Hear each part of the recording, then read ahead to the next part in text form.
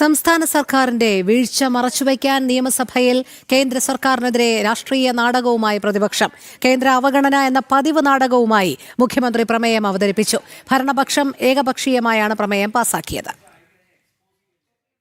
കേന്ദ്ര സർക്കാർ പദ്ധതികൾ കേരളത്തിൽ നടപ്പാക്കുന്നതിൽ വീഴ്ച വരുത്തുന്ന ഇടതുപക്ഷ സർക്കാരിന്റെ പ്രവൃത്തികളെ മറച്ചുവെക്കാനാണ് സംസ്ഥാന സർക്കാർ ശ്രമിക്കുന്നത്. ഇതിന്റെ ഭാഗമായാണ് രാഷ്ട്രീയ നാടകവുമായി നിയമസഭയിൽ കേന്ദ്ര ബഡ്ജറ്റിനെതിരെ പ്രമേയം അവതരിപ്പിച്ചത്. കേന്ദ്രം സംസ്ഥാനത്തെ അവഗണിക്കുന്നു എന്ന പതിവ് പല്ലവി ആവർത്തിച്ചുകൊണ്ടാണ് മുഖ്യമന്ത്രി നിയമസഭയിൽ പ്രമേയം അവതരിപ്പിച്ചത്. കേരളം 2 ദശാബ്ദക്കാലത്തിലേറെയായി ഉന്നയിക്കുന്ന ആവശ്യമാണ് സംസ്ഥാനത്തിന് ഒരു എയിംസ് വേണമെന്നുള്ളത്. ഇതിനാവശ്യമായ ഭൂമി സംസ്ഥാന സർക്കാർ കണ്ടെത്തുകയും ഏറ്റെടുക്കാൻ ആവശ്യമായ നടപടികൾ മിക്കവാറുമൊക്കെ പൂർത്തിയാക്കുകയും ചെയ്തിട്ടുണ്ട്. എന്നാൽ യൂണിയൻ സർക്കാരിൻ്റെ ഭാഗത്തു നിന്നും നടപടി ഉണ്ടായില്ല.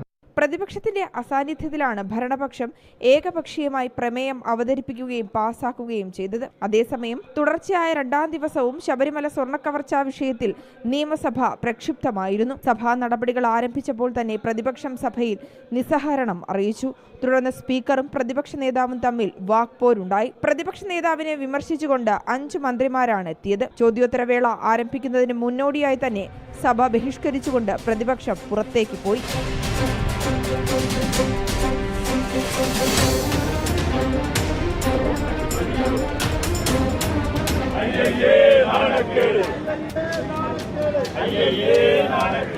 സ്പീക്കർ സ്വീകരിച്ച നിലപാടിനെ പ്രതിപക്ഷ നേതാവ് വി ഡി സതീശൻ വിമർശിച്ചു. സ്പീക്കർക്ക് സ്വന്തമായ അഭിപ്രായമില്ലെന്ന് പ്രതിപക്ഷ നേതാവ് കുറ്റപ്പെടുത്തി. വളരെ വ്യക്തിപരമായി അധിക്ഷേപിക്കുകയാണ്.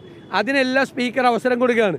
5 മന്ത്രിമാർക്കാണ് ഇന്ന് സംസാരിക്കാൻ. സോണിയാഗാന്ധിയെയും പ്രിയങ്ക ഗാന്ധിയെ അധിക്ഷേപിച്ച് സംസാരിക്കാൻ ഓരോരുത്തർ പറഞ്ഞത് തന്നെ പറഞ്ഞുകൊണ്ടിരുന്നിരുന്നു.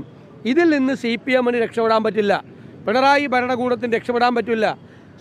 അയ്യപ്പൻ്റെ സ്വർണം കട്ടവരെ പ്രൊട്ടക്ട് ചെയ്യുന്നത് CPM-ആണ്, ഭരണകൂടമാണ്, പിണറായി ഭരണമാണ്. ജനം, തിരുവനന്തപുരം.